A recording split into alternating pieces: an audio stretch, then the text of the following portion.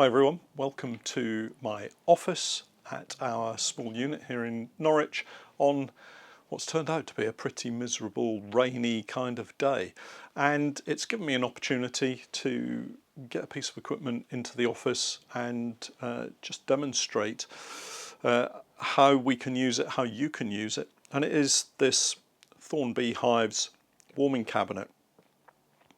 Now, actually has been supplied to us by Thorne Beehives to demonstrate. It's not a piece of equipment that I would ordinarily have thought that we would use, but actually the timing couldn't have been better, because we've just discovered that the top thermostat on our Swenty Appy melter has malfunctioned, and we don't currently have our warming cabinet, the Appy melter that we would use as a warming cabinet to warm up jars of honey or indeed buckets of honey ready to go into the bottling machine to bottle. So actually this unit is now starting to get quite a bit of work, and I thought I'd share that with you and just really illustrate how you can use it and why you might want one.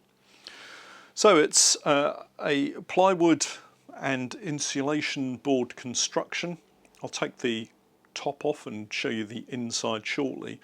It measures around 730mm by 395mm wide, and I guess the important measurement is the depth, which is 560mm. And that will adequately hold two 30-pound buckets of honey, but also you can load it with jars of honey, and we tend to run a bottling session. We'll get lots of honey in jars, and sometimes that runny honey that we are bottling over a period of time before it gets sold will granulate in the jars, and this is an ideal unit for doing small batch processing of jars of honey. So where we want to return a jar of honey back to its liquid state before it goes out to one of our customers, it's a much neater solution than using the very large Appy melter unit that we have that would just have a lot of wasted space in it. So it comes with a thermostatic controller, so a digital controller that you can see at the front here. That can be adjusted. You do get full instructions with the unit, and it's a very simple unit to use. You set the temperature by using the up and down arrows and then press the set button. And we've had some honey in here in jars. Yesterday afternoon I set it up, and looking at the instructions, and obviously people are going to use this in a variety of environments, and the honey that you put in there is going to be different. The honey will be at different temperatures, and so it's very difficult to say that it will turn a jar or a bucket of honey from a solid state into a liquid form in a given time. So the best thing to do is to have a practice with it, set the thermostat up, give yourself a timer or set a stopwatch, and just see how long it takes for a jar of honey or a bucket of honey to return to its liquid state at a given temperature. But obviously we all need to make adjustments depending on the ambient temperature and the temperature of the honey in the buckets or jars. But when you first set it up, it does say that the heating element in here, which is a 25-watt heating cable that's suspended around the bottom area, will reach 40 degrees Celsius in around 8 minutes. And when I set it up yesterday, we set it to 37 degrees, and we're hoping that the honey that we put in there, which was some granulated runny honey, and I'll grab a jar to show you how granulated those are in a second.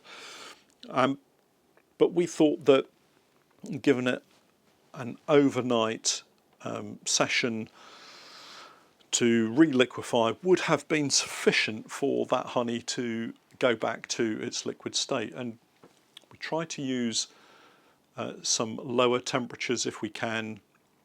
There is this issue of the production of HMF, and there are rules and regulations regarding the amount of HMF that you have within your honey. HMF is produced over time depending on the heat that's applied to the honey.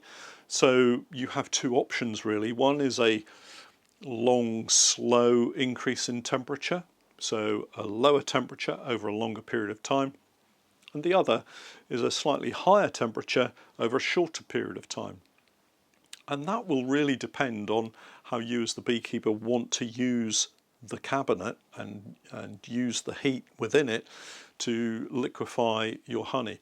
You might want to bring some solid rape honey back to a soft set consistency, and that might be better affected by a longer, slower process with a lower temperature, whereas you might want to completely liquefy jars of granulated honey by using a slightly higher temperature over a shorter period of time. So there's no hard and fast rules really. It's very much how you, the beekeeper, want to use the cabinet, but always have in mind that excessive heat over an excessively long period of time is going to probably push HMF levels through that legal barrier. So you get some instructions with it. I guess the instructions are fairly self-explanatory. One sheet talking about the temperatures within the cabinet, and the other one is a instruction leaflet for the controller itself. But let's bring the camera in, take off the lid. Now we've had the controller set at 40 degrees, and it cuts out when it hits that 40-degree point. But what will happen, you can probably see on here it says 41, exactly 41 degrees. And the temperature within the box will continue to rise slightly when it hits that mark, and then come back down, and when it falls beneath that, the heating element will cut in again. So don't be too worried if the temperature that you set gets exceeded by a degree or so. It just needs a little bit of monitoring and a little bit of practice and experience, and you'll soon get the feel for where you want to set the temperatures. So let's bring the camera in, have a look under the lid, and I'll talk you through what we've got set up inside. So we're looking down into the box now, and you can see we have a couple of trays in here. I'll just take these out. So these are just a couple of baking cooling racks. So we'll take those out, and then beneath that you can see the heating cable itself beneath the wooden frame that we've got in here. And so if I just reach in and remove one of these wooden supports, you can see these fit neatly into the side just down here. Now you can get a rack as an accessory to fit in. If you're just using it for buckets, then the honey buckets can sit quite adequately on these wooden supports, and you can see beneath the wooden supports the heating element that runs all the way round. And at the end that we have the thermostat, we also have down here the little sensor that is the controller for the thermostatic controller on the outside. So you can see the temperature is now starting to rise again. Since taking the lid off and taking those jars of honey out, the temperature, once you've got it set, rises quite quickly. But it's important not to take that lid off and leave it off for any extended period of time, particularly if you've got the warming cable connected and you're still trying to heat it up. So we have this set at 40 degrees, so it's now hit the 40 degrees mark. That will turn off the thermostat, but the temperature will continue to rise slightly, as I mentioned earlier. So if you absolutely don't want to go above 40 degrees, it's probably worth setting the thermostat to 38 or 37 degrees, and then the temperature will exceed that by 1 or 2 degrees before dropping back down to the required temperature. Setting the thermostat is very easy. You've got these up and down buttons which will bleep as you press the buttons. So if, let's say, we wanted to set the temperature to less than 40 degrees, you can press it and move the temperature down by 0.1 of a degree each time. But if you press and hold, the temperature setting will drop very, very quickly, so you can move between temperatures really quickly. So we'll set it at 37 degrees. And then press the set button, and that locks the temperature in, and the unit will now settle down at that temperature. The temperature will reduce, and as soon as it drops below that, it will then kick back in and start warming the unit again. So as I mentioned earlier, we've got our jars of honey here, which were as the jars of runny honey that we now have were yesterday. So we put these in around late morning yesterday, set the temperature at 37 degrees. Overnight it didn't really liquefy the honey completely, so we reset the thermostatic controller to 40 degrees, so adjusted the temperature up slightly, and the honey has been in the warming cabinet for an additional 3 hours at that temperature, and it's now fully liquid. So we would probably look to adjust the temperature up maybe 1 or 2 degrees, so 38, 39 degrees, leave it overnight, and then I would imagine that the honey would be fully liquid the following day.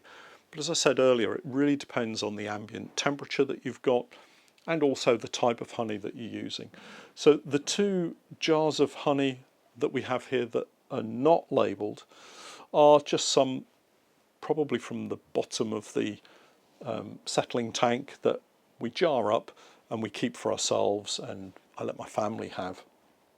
And this is more firmly set, it's more granulated, and as a result has taken longer.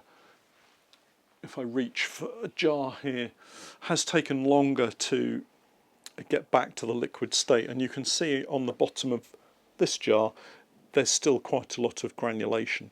So it's going to take a little bit longer for this jar to get back to its liquid state. It is about practice, it is about getting an understanding, gaining an understanding of how the unit works, but I think once you understand the different temperature settings that you need for a single jar of honey, for probably 30 jars of honey, it will probably take in a single layer maybe 30 jars, possibly more. I would allow for some room between the jars. I wouldn't put the jars close together like this. I would space them out to allow air to flow around the jars. And if you do that, I would imagine you might get around 30 jars in a layer. Thorne Beehives do have that grid that you can put in, the metal grill that will fit on the bottom and allow you to put a lot more jars in, and that's cut to the exact size, whereas our baking cooling trays kind of left a gap all the way around, so we'd probably get more in if we use the Thorne's sheet.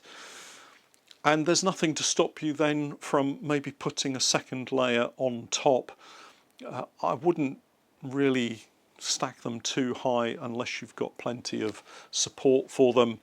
But remember, you can get 2 30-pound buckets of honey in here, so the structure within is easily capable of sustaining the weight of 2 30-pound buckets of honey. So it's not going to be an issue just having a few more jars of honey in there. Personally, I think that this unit is actually going to work really well for us. We very often have local stockists of our honey who maybe only want to buy a dozen jars of runny honey from us at a time, and this will enable us to warm that honey through, get it back to its liquid state, so that we can present that to our stockists, our retailers, in as perfect a condition as possible.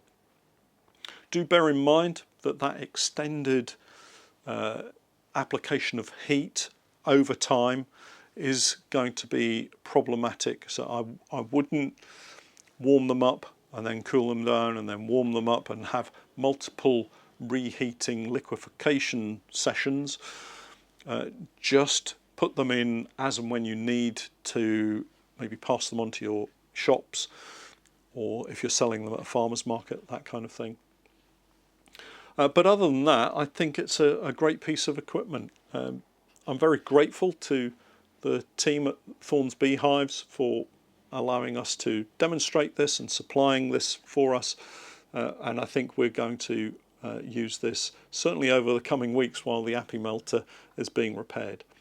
If you have any questions regarding it, do pop them beneath the video or contact Thorne Beehives direct. I'll put all of the information, links and email addresses in the description beneath the video, and do pop over there and take a look at it.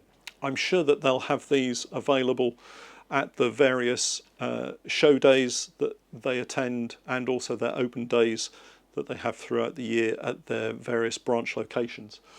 I need to get some more honey in here because actually we've just had an order come in for 20 jars of runny honey, which I don't have because they're still slightly granulated, so we need to crack on with that. If you've got any questions, as I say, pop them beneath the video, but if not, we'll catch up next time. Thanks for watching.